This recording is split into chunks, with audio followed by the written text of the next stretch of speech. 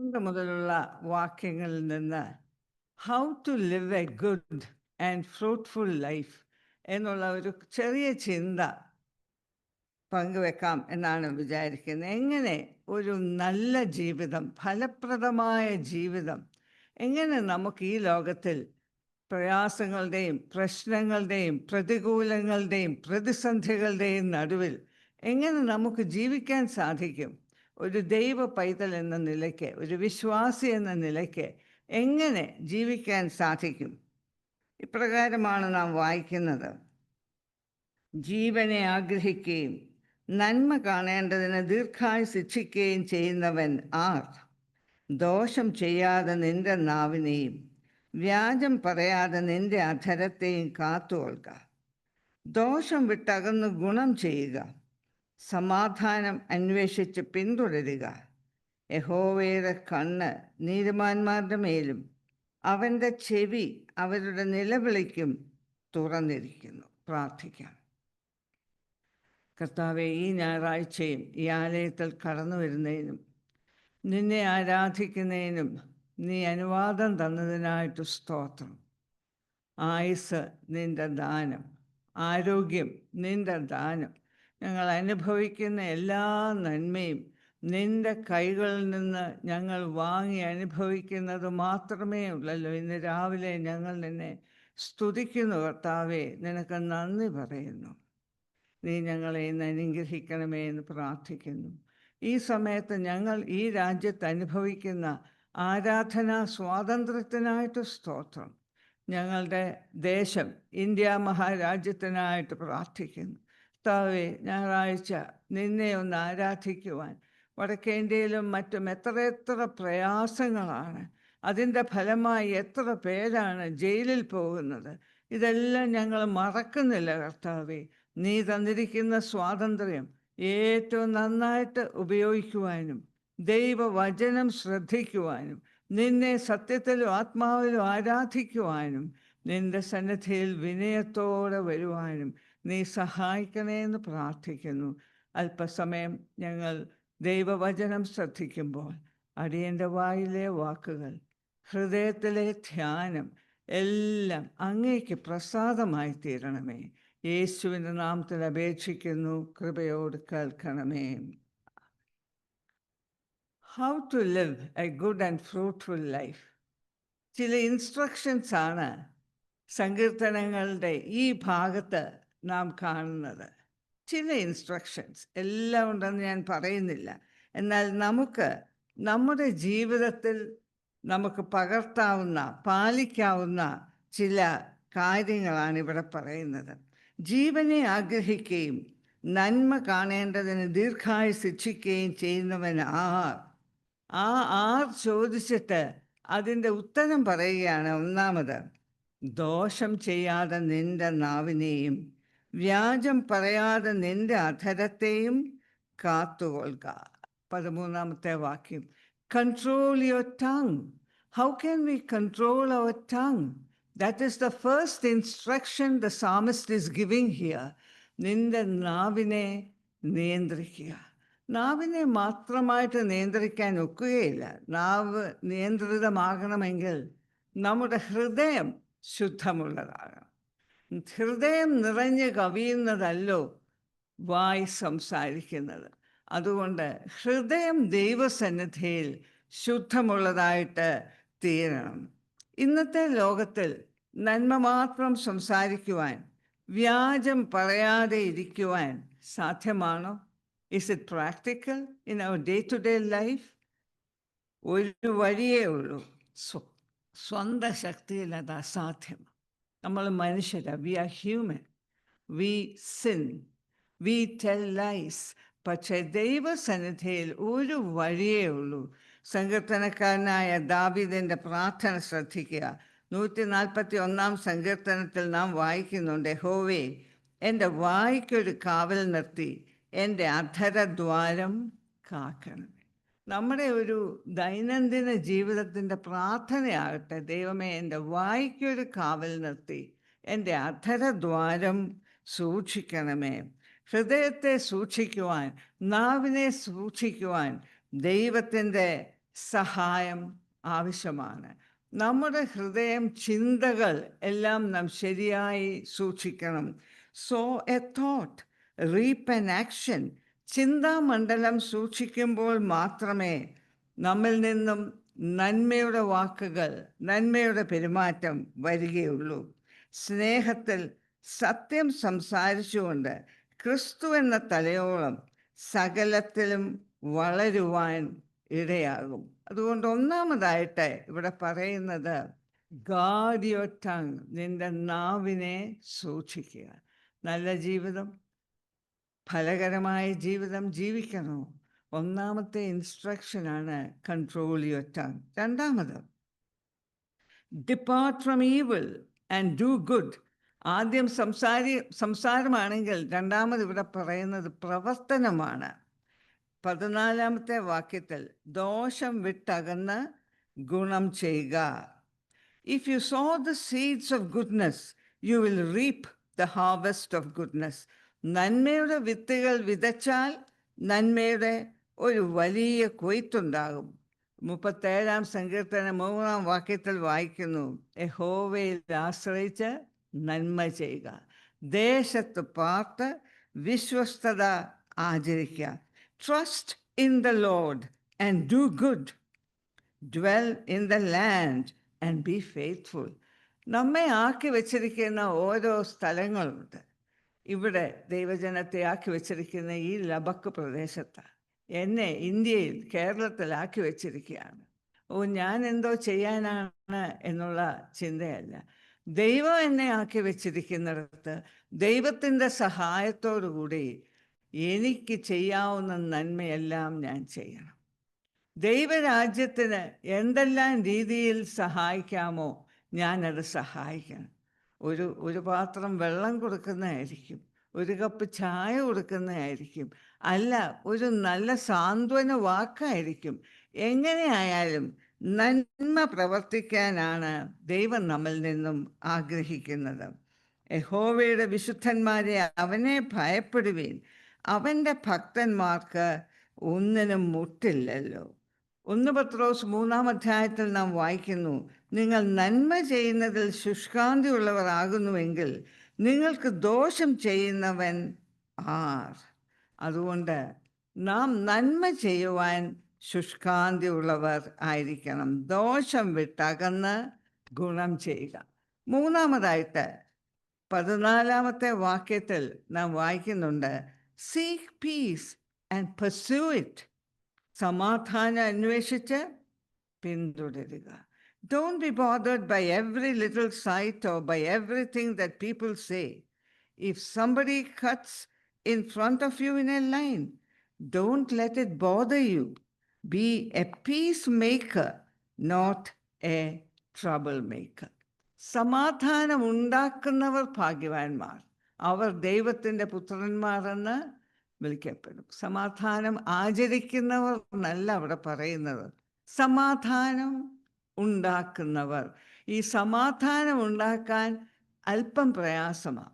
ചിലതൊക്കെ ക്ഷമിക്കണം, ചിലതൊക്കെ കണ്ടില്ല എന്ന് വെക്കണം, ചിലതൊക്കെ കേട്ടില്ല എന്ന് വെക്കണം. എങ്കിൽ മാത്രമേ നമുക്ക് സമാധാനം ഉണ്ടാക്കുവാൻ, കുടുംബങ്ങളിൽ, അന്യോന്യമുള്ള ജീവിതത്തിൽ, ഭാര്യാഭർത്തൃ ബന്ധത്തിൽ, കുഞ്ഞുങ്ങളുമായുള്ള ബന്ധത്തിൽ, പല കാര്യങ്ങളിൽ നാം അത് സമാധാനം ഉണ്ടാക്കാനുള്ള ഒരു പ്രവണതയായിരിക്കണം നമുക്ക് വേണ്ടിയത്. കേരളത്തിൽ ഈ പാലം പണിയുമ്പോൾ കലാസീസ് എന്ന് പറഞ്ഞൊരു കൂട്ടം ആളുകളുണ്ട്. കോഴിക്കോട് ആ പ്രദേശത്തു നിന്നൊക്കെ വരുന്നവരാണ്. അവരുടെ ജോലി പാലം പൊളിച്ചു കൊടുക്കുക, അടുത്ത പാലം പണിയുന്നതിന് മുമ്പായിട്ട്. കേരളത്തിലെ കാര്യമല്ലേ, വർഷങ്ങളെടുത്ത് വേണം ഒരു പാലം പണിയണമെങ്കിൽ. അതുപോലെ ചില മനുഷ്യർ ഈ പാലം പൊളിക്കാൻ കുറച്ച് മണിക്കൂറുകൾ മതി, പൊളിച്ച് കയ്യിൽ തരും. എന്നാൽ ഇതൊന്ന് പണിത് കിട്ടാനോ എത്ര വർഷങ്ങളെടുക്കും. മനുഷ്യബന്ധങ്ങൾ പൊളിക്കുവാൻ വളരെ എളുപ്പമാണ്, സമാധാനം ഇല്ലാതാക്കുവാൻ വളരെ എളുപ്പമാണ്. എന്നാൽ ഇതൊന്ന് പണിത് കിട്ടാൻ, സമാധാന ബന്ധത്തിൽ നമ്മെ തന്നെ ഒന്ന് കാക്കുവാൻ, അത് ഒരുപാട് സഹനശക്തി ഒരുപാട് കാര്യങ്ങൾ ഞാൻ പറഞ്ഞതുപോലെ കണ്ടില്ല കേട്ടില്ല എന്ന് വെച്ചെങ്കിൽ മാത്രമേ സമാധാനം ആചരിക്കുവാൻ നമുക്ക് സാധിക്കുകയുള്ളൂ. യാക്കോബിൻ്റെ ലേഖനത്തിൽ നാം വായിക്കുന്നുണ്ട്, എന്നാൽ സമാധാനം ഉണ്ടാക്കുന്നവർ സമാധാനത്തിൽ വിതച്ച് നീതി എന്ന ഫലം കൊയ്യും. ഇത് പെർസ്യൂ ചെയ്യാനാണ് പറയുന്നത്, പിന്തുടരുക. അതിൻ്റെ അർത്ഥം we have to work at it. ഇത് ചുമ്മാതെങ്കിൽ സമാധാനമൊന്നും വരത്തില്ല. We have to work at it, we have to pursue it. എങ്കിൽ മാത്രമേ ഇത് നമ്മുടേതായി തീരുകയുള്ളൂ. തുടർമാനമായി പരിശ്രമിക്കുക സമാധാനം ഉണ്ടാക്കുന്നതിനായിട്ട്. തീർച്ചയായിട്ടും എപ്പോഴെങ്കിലും ദൈവം ഇതിനെല്ലാം ഫലം തരും. അവസാനമായിട്ട് trust in the Lord. Trust the Lord because he is watching U. നമ്മൾ വായിക്കുന്ന യഹോവയുടെ കണ്ണ് നീതിമാന്മാരുടെ മേലും അവൻ്റെ ചെവി അവരുടെ നിലവിളിക്കും തുറന്നിരിക്കുന്നു. ഈ നല്ല ദൈവത്തെ വിശ്വസിക്കാൻ അവൻ നമുക്കായി കരുതുന്നു. അവൻ നമ്മെ വഴി നടത്തുന്നു. ശരിയായത് ചെയ്യുവാൻ അവൻ നമ്മെ ഉപദേശിക്കുന്നു. 32-ാം സങ്കീർത്തനത്തിൽ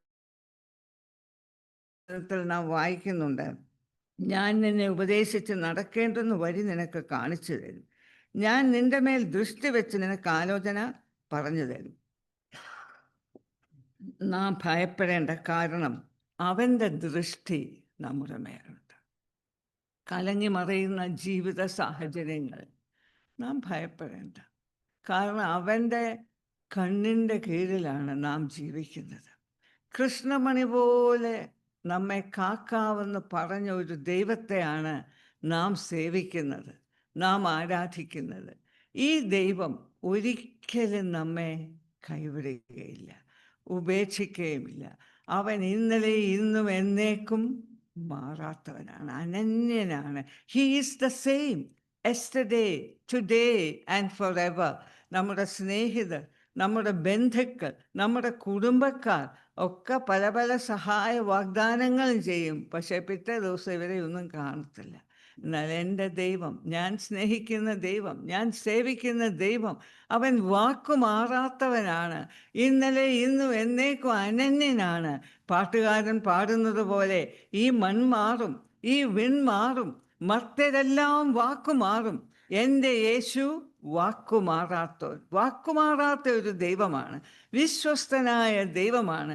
ഇന്നലെ രാത്രി നാം കേട്ടതുപോലെ നാം നമ്മുടെ ജീവിതം അവൻ്റെ കയ്യിലോട്ടൊന്ന് കൊടുത്താൽ മതി. അത് കൊടുത്തിട്ടുണ്ടോ? നമ്മുടെ ആശ്രയം എവിടെയാണ്? ഇപ്പോഴും നമുക്കുള്ള കാര്യങ്ങളിലാണോ? അതോ എൻ്റെ ദൈവമേ, നീ എന്തൊക്കെ തന്നിട്ടുണ്ടെങ്കിൽ എൻ്റെ ആശ്രയം നിന്നിലാണ്. I trust you Lord. ആ ആറ്റിറ്റ്യൂഡ് നമുക്ക് വന്നാൽ ദൈവം നമ്മെ പരിപാലിക്കും.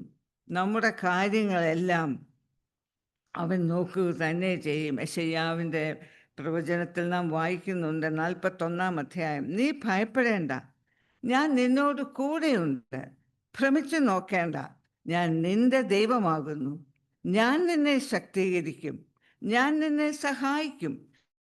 നീതിയുള്ള വലങ്ക നിന്നെ പ്രയാസങ്ങളിൽ നിന്നും പ്രശ്നങ്ങളിൽ നിന്നും ഒരു ഇമ്മ്യൂണിറ്റി ദൈവം വാഗ്ദാനം ചെയ്യുന്നില്ല. നിങ്ങൾക്കിതൊന്നും സംഭവിക്കത്തില്ല. ഇല്ല, we are still in this fallen world. So we have to face difficulties, we have to face problems. പക്ഷേ എന്താ വ്യത്യാസം? ദൈവമില്ലാത്തവനും ഉള്ളയാളും തമ്മിലുള്ള വ്യത്യാസം എന്താ? എന്ത് സംഭവിച്ചാലും എനിക്കൊരു വിശ്വാസമുണ്ട്, ഞാൻ ആരിൽ വിശ്വസിക്കുന്നുവെന്ന് അറിയുന്നു, അവൻ എൻ്റെ ഉപനിധി, ആ ദിവസം വരെ സൂക്ഷിപ്പാൻ ശക്തൻ എന്ന് ഉറച്ചുമിരിക്കുന്നു. ഞാൻ ഊഹിക്കുന്നു എന്നൊന്നുമല്ല പറയുന്നത്. I am confident. എനിക്കൊരു വിശ്വാസമുണ്ട്, എൻ്റെ ദൈവം അവൻ വാക്കുമാറാത്തവനാണ്, എന്നെ കരുതുന്നവനാണ്, എന്നെ നോക്കുന്നവനാണ്. ഇവിടെ പറയുന്നുണ്ട്, ബാലസിംഹങ്ങളും ഇരകിട്ടാതെ വിശന്നിരിക്കും, യഹോവയെ അന്വേഷിക്കുന്നവർക്കോ ഒരു നന്മയ്ക്കും യഹോവയെ അന്വേഷിക്കുന്നവർക്കോ ഒരു നന്മയ്ക്കും കുറവില്ല. വീണ്ടും നമ്മൾ വായിക്കുന്നുണ്ട്, നീ വെള്ളത്തിൽ കൂടി കടന്നാൽ വെള്ളം നിന്നെ മുക്കിക്കളയുകയില്ല, അഗ്നിജ്വാല നിന്നെ നശിപ്പിക്കുകയില്ല, വെള്ളത്തിൽ കൂടെ കടക്കയില്ല എന്ന് പറഞ്ഞിട്ടില്ല. വെള്ളത്തിൽ കൂടി കടക്കുമ്പോൾ, അഗ്നിയിൽ കൂടി കടക്കുമ്പോൾ അഗ്നി നിന്നെ ദഹിപ്പിക്കുകയില്ല. It is deliverance through troubles, not deliverance from troubles. അത് നമ്മൾ എപ്പോഴും ഓർക്കണം. ഒരു പ്രശ്നവും ഇല്ലാത്ത ജീവിതമില്ല. എന്നാൽ അതിൽ കൂടി കടക്കുമ്പോൾ, വെള്ളത്തിൽ കൂടി കടക്കുമ്പോൾ വെള്ളം നിന്നെ മുക്കിക്കളയുകയില്ല. അഗ്നിയിൽ കൂടി കടക്കുമ്പോൾ അഗ്നി നിന്നെ ദഹിപ്പിക്കുകയില്ല. ദഹിപ്പിക്കാൻ ദൈവം സമ്മതിക്കുകയില്ല. പക്ഷേ അതിൽ കൂടിയൊക്കെ കടക്കേണ്ടതായിട്ട് വരും. എന്നാൽ ദൈവം എപ്പോഴും നമ്മോട് കൂടെ ഇരിക്കും. ഈ ദൈവത്തെ നമുക്കങ്ങ് വിശ്വസിക്കാം. അവനിൽ മാത്രം ആശ്രയിക്കാം. തീർച്ചയായിട്ടും he will never fail us. He is the same yesterday today and for ever. അവൻ നമ്മെ ഒരിക്കലും തള്ളിക്കളകയില്ല. അതുകൊണ്ട് അവനെ മുറുകെ പിടിക്കാം. ദൈവം ഒരുപാട് അനുഗ്രഹങ്ങൾ നമുക്ക് തന്നിട്ടുണ്ടെങ്കിൽ എൻ്റെ മക്കളോട് ഞാൻ പറയാറുണ്ട്, കുഞ്ഞെ, നിങ്ങൾക്ക് എഡ്യൂക്കേഷൻ ദൈവം തന്നു, നല്ല ജോലി തന്നു, എല്ലാം തന്നു, സാഹചര്യങ്ങളെല്ലാം ഉണ്ട്. പക്ഷെ ഒരു കാര്യം, ദൈവത്തെ മറക്കൽ. ഇതെല്ലാം തന്നതാരാ? എവിടെ നിന്നാണ് കിട്ടിയത്? അവൻ്റെ കൈകളുടെ വിരലുകൾക്കിടയിൽ കൂടി നിങ്ങളുടെ കയ്യിലോട്ട് വന്നതേ ഉള്ളൂ. സ്വന്തമായി നേടിയതെന്ന് പറയാൻ ഒന്നുമില്ല. എല്ലാം അവൻ തന്നതാണ്. So trust him. How to live a fruitful life, how to live a good life. നമ്മൾ ചിന്തിച്ചു, നാവിനെ നിയന്ത്രിക്കണം. നാവിനെ നിയന്ത്രിക്കണമെങ്കിൽ ഹൃദയം ശുദ്ധീകരിക്കപ്പെടുക തന്നെ ചെയ്യണം. തിന്മയിൽ നിന്ന് മാറി നിൽക്കണം. പ്രവർത്തികൾ നന്മ നിറഞ്ഞതായിരിക്കണം. സമാധാനം ഉണ്ടാക്കുന്നവരായിരിക്കണം. സമാധാനം തകർക്കുന്നവരായി തീരരുത്. ഒരിക്കലും ഞാൻ കാരണം ഒരു കുടുംബത്തിൻ്റെയോ ഒരു ആലയത്തിൻ്റെയോ സമാധാനം തകരപ്പെടുവാൻ ഇടയാകരുത്. അവസാനമായിട്ട് we have to trust him. നമുക്കവനെ വിശ്വസിക്കാം. സകലവും നന്മയ്ക്കായി കൂടി വ്യാപരിക്കുന്നു. ഇന്നലെയും നാം കേട്ടു, സകലവും, all things work together for good to those who love him. അവനെ സ്നേഹിക്കുന്നവർക്ക് സകലവും നന്മയ്ക്കായി കൂടി വ്യാപരിക്കുന്നു. ഞാനൊരു സംഭവകഥ ഈ ദേശത്ത് അമേരിക്കയിൽ നടന്നത് ഞാൻ വായിക്കുകയുണ്ടായി. ഒരു റിട്ടയർഡ് കപ്പിൾ, അവർ റിട്ടയർമെൻറ്റ് കഴിഞ്ഞ ഉടനെ അവർ ഭയങ്കര ഈ ന്യൂക്ലിയർ വാറിനെ ഒരുപാട് ഭയപ്പെടുന്ന ഒരു കപ്പിളായിരുന്നു. അപ്പോൾ ഈ റിട്ടയർമെൻറ്റ് കഴിഞ്ഞപ്പോൾ രണ്ടുപേരോട് അങ്ങ് റിസർച്ച് തുടങ്ങി. എന്തിനാ? ഈ ന്യൂക്ലിയർ വാർ അഫക്റ്റ് ചെയ്യാത്ത ഒരു ദേശത്ത് പോയി നമുക്ക് സെറ്റിൽ ഡൗൺ ചെയ്യാം. കാരണം അതിനുള്ള എല്ലാ ഗൂഗിളിങ്ങും റിസർച്ചും മാസങ്ങൾ അവർ റിസർച്ച് ചെയ്തിട്ട് അവസാനം കണ്ടുപിടിച്ചു ഒരു സ്ഥലമുണ്ട്, ന്യൂക്ലിയർ വാർ ഞങ്ങളെ ബാധിക്കത്തില്ല. ഏതാ? Falkland islands. ഫോക്ലൻഡ് ഐലൻഡിൽ പോയി താമസിക്കാം. അങ്ങനെ അവർ തീരുമാനിച്ചു ഫോക്ലൻഡ് ഐലൻഡിൽ അവരുടെ റിട്ടയർഡ് ലൈഫ് ചിലവാക്കാനായിട്ട് റിട്ടയർമെൻറ്റും എടുത്ത് അവരവിടെ പോയി സെറ്റിൽ ചെയ്തു. ആ സമയത്താണ് അവർ സെറ്റിൽ ചെയ്ത്, ഇത് നടന്ന സംഭവമാണ്. അല്പം കഴിഞ്ഞില്ല, ഗ്രേറ്റ് ബ്രിട്ടനും അർജൻറ്റീനയിലുള്ള വലിയ യുദ്ധം നടക്കുന്ന എവിടെ? Falkland island. ഒരിക്കൽ പോലും പ്രതീക്ഷിക്കാത്ത ഒരു കാര്യമാണ്. ഇവർ നല്ല സെക്യൂറായിട്ടുള്ള ഒരു പ്ലേസ് തപ്പി പിടിച്ചു പോയി താമസിച്ചതാണ്. പക്ഷേ ഉടനെ ഒരിക്കലും നടക്കാത്ത ഒരു കാര്യം അവിടെ that Falkland island became a war zone between Great Britain and Argentina. അപ്പോൾ എവിടെ സുരക്ഷിതത്വം? ഏതെല്ലാം തരത്തിൽ നമ്മൾ സുരക്ഷിതത്വം ചിന്തിച്ചാലും ഉണ്ടാക്കിയാലും കൽപ്പിച്ചാലും സുരക്ഷിതത്വം എന്ന് പറയുന്നത് ദൈവത്തിൻ്റെ സന്നിധിയാണ്. അവൻ്റെ കരങ്ങളിൽ നാം സുരക്ഷിത. അല്ലാതെ ഒരു സ്ഥലവും ഈ ലോകത്തിൽ സുരക്ഷിതമെന്ന് പറയാനില്ല. അതുകൊണ്ട് നമുക്ക് അവനെ വിശ്വസിക്കാം, അവനെ ആശ്രയിക്കാം, അവനെ മാത്രം നമുക്ക് നമ്പാം. അവന് ഒരു നാളും നമ്മെ കൈവിടുകയില്ല. നിൻ്റെ വഴി യഹോവയെ ഭരമേൽപ്പിക്കുക, അവനിൽ തന്നെ ആശ്രയിക്കുക, അവനത് നിർവഹിക്കും. നമ്മുടെ ജീവിതം ഒരു നല്ല ജീവിതം, ഫലപ്രദമായൊരു ജീവിതം ഈ ലോകത്തിൽ ജീവിക്കുവാൻ ദൈവത്തിൻ്റെ പരിശുദ്ധാത്മാവ് നമ്മെ സഹായിക്കട്ടെ.